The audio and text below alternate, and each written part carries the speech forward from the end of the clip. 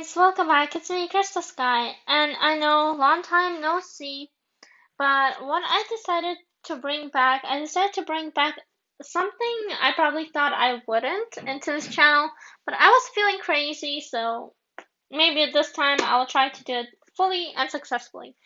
Um, what I decided to bring back is reading. Now, as you see by the little title, that I'm going to be reading a book called Ingo by Helen Demore. As you see, guys, on the title. So, let's get into it. And I'm going to be reading from page 1 to page 8 for today. So, let's begin.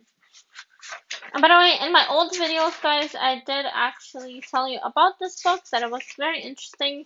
But let's begin. Chapter 1 and page 1.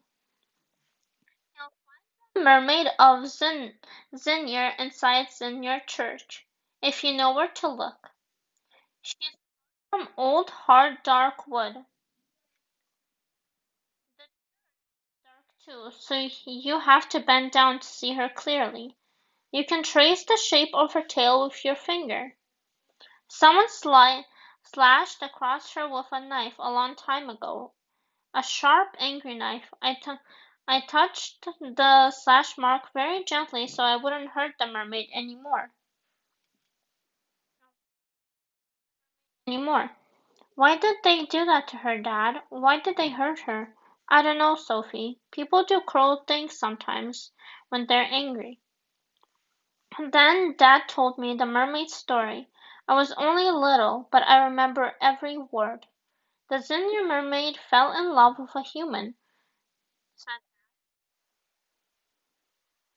but she was a mer creature, and so she couldn't come to live with him up in the dry air. It would have killed her. But get him and but she couldn't live without him. She even she couldn't even sleep for thinking about him. All she wanted was to be with him. The air? I asked. Yes, mer people can't live away from the water anyway. The man couldn't forget her either. The sight of the mermaid burned in his mind day and night. And the mermaid felt just the same when the tide was high. She would swim up into the cove, then up the stream as close as she could to the church to hear him singing in the shore. I thought it was the mermaid that sang, Dad.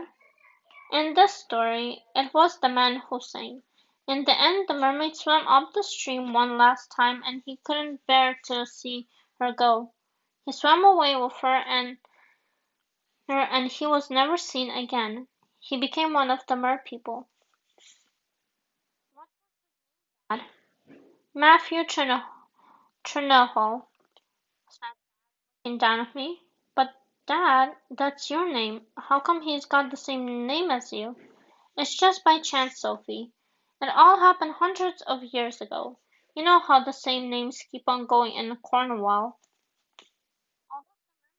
Dad, she was the Mervern. She was the mermaid's king's daughter. That's true. Don't have a king's. Dad sounded so sure about this that I didn't ask him how he knew. When we were little, you know your mom and dad know everything. I wasn't surprised that Dad knew so much about the mer.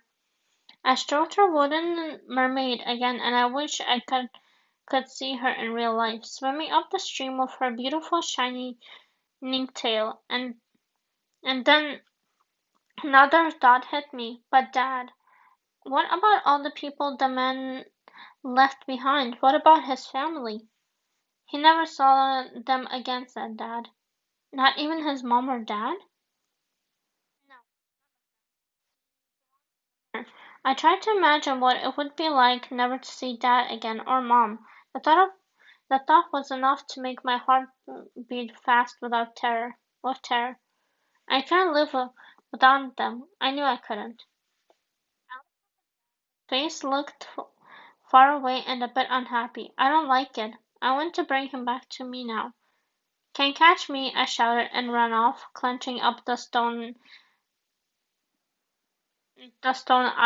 aisle of the church to the door. The door was heavy and the fastening was stiff, but I whistled it open. I yelled back over my shoulder and ran out through the porch, down the stone steps and into the sunshine. Church door bang and there was Dad leaping down the steps after me. The faraway look had gone from his face. Look out, Sophie, I'm coming to get you. That was a long time ago. Dad never talked about the mirror again, and near did I. But the story lunged deep inside my mind like an underwater rock that can tear a ship open in bad weather. I wish I had never seen the Senior Mermaid. She was beautiful, but she scared me. Eve now, and when it gets dark, they will light the midsummer fire on Crack Rock. Down we got up, monitoring my phone to make sure it doesn't turn off. We got up there every midsummer eve. I love it when they throw the wreath of flowers into the flames and the wreath flows up so that for a few seconds you watch flowers made out of fire. The bonfire blazes and everyone drinks and dances and laughs and talks. Midsummer night is so short that dawn arrives before the party is over. Dad's up there now helping build the fire. They will pile brushwood until the bonfire stands taller than me or Connor. Connor's my brother. He is 2 years older than me. Come on, Soph. I'm going on up to see how big the bonfire is now. I ran after Connor. I ran. This is how it usually is. Connor ahead and me hurrying behind trying to keep up with him. Wait for me, Con. And for the crowd to gather, and then it's time to light the midsummer fire. The first star shines out. Get off, Cherry. Thrust his flaming torch into the dry heart of the bonfire. The fire blazes, and everyone links hands and begins to dance around it. Faster and faster, the flames leap higher than the people, and we had to jump back. Connor and I joined the ring around the fire. Mom and Dad danced too, holding hands. To see them like this. Hold on, guys. I lost where I was reading. Oh, to see them like this, dancing and smiling at each other. If only it was always like this. No quarrels, no loud voices. The flames jump higher and higher, and everyone yells and laughs.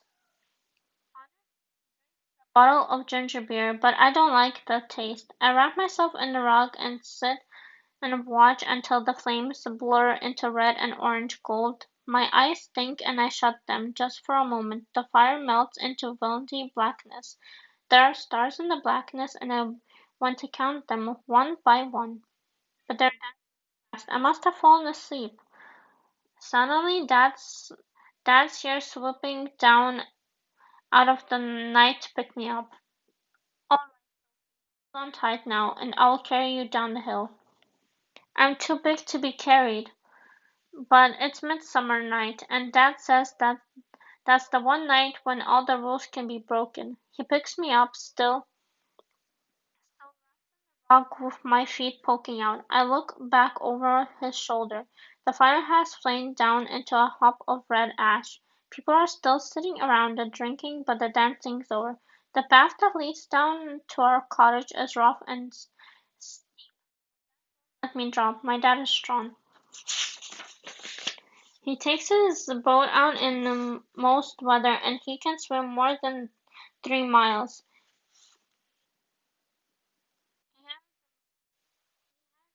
For life's living, life saving. Sorry, guys. Mom and Connor are walking ahead of us on the path down there. I can hear the words. I put my arms around Dad's neck and hold on tight, partly, partly because the path is rough and partly because I love him. His, his strength makes me feel so safe. Dad begins to sing. He sings "Oh, Piggy Garden," and his voice raises up loud and sweet into the summer night. I wish I was away in Ingo, far across the Bering Sea, sailing over deepest water. Dad sings. He has a great voice, and people used to say that he should be in the church choir, but Dad only laughs at that. I'd rather sing in the open air, he says. It's true that when he's working in our garden, people lean against our walls to listen to him. Dad likes singing in the pubs as well. Mom, Dad, me, and Connor, all of us going home safe on a summer night. I always think that our family is made up of two halves. There is Connor and Mom, who are calm and stable and always do what they say they're going to do. And there's me and Dad. We flare up like the midsummer bonfire, lose our tempers, and say things we should never say. Sometimes we don't know what we're going to do until we have done it. And I sometimes tell lies when I need to, which Connor never does. Connor tells you the truth straight out. You just have to get used to it. Matter that we're a family of two halves as long as we stick together. We come we come to the steep past part of the path and Dad has to put me down. Westward over the sea there is still a bit of light, like the ghost of a sunset or maybe the ghost of the moon rising. The sea stretches out dark into the distance. Stopped here because I love to watch the sea. Dad has stopped saying too. He stands there still in silence, staring way out to sea. He is searching for something, a boat maybe. But there won't be any boats out tonight, not on Midsummer Night. Standing next to me, I feel as if he's forgotten me. He's far away. Dad, I say at last. I feel uneasy. Dad? Sure, I'm tired and cold now, and my legs are shivery. I just want to be at home, all four of us safe inside our cottage with the door shut. I want to be in bed falling into sleep. With Mom and Connor, they're way ahead of us. Dad? Listen, hush, he says. Listen. I listen. I hear an owl hunting. I hear the deep sounds of the sea, like breathing on a calm night. You have to listen for it. All the time you, all the time you would only hear silence. If the world ended and the sea stopped moving as soon as this thought came into my mind, the uneasy feeling gets stronger. I don't like this. I'm afraid.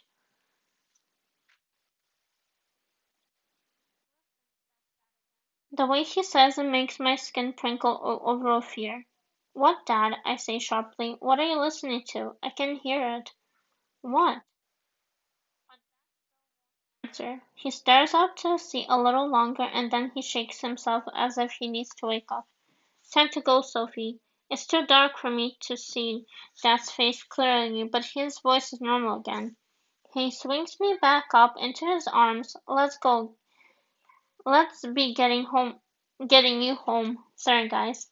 By the time we reach our cottage, Mom has already sent Connor upstairs to bed. Go on up now, Sophie, says Dad. He stretches and yawns, but his eyes are brilliant and wide awake. I notice that he's left the door ajar as if he's planning to go back outside. The front door to our cottage comes straight into our living room, and then you go through the back to the kitchen. Mom's in the kitchen, clenching plates. I'm way down to the shore, Dad calls her. I can't settle to sleep yet.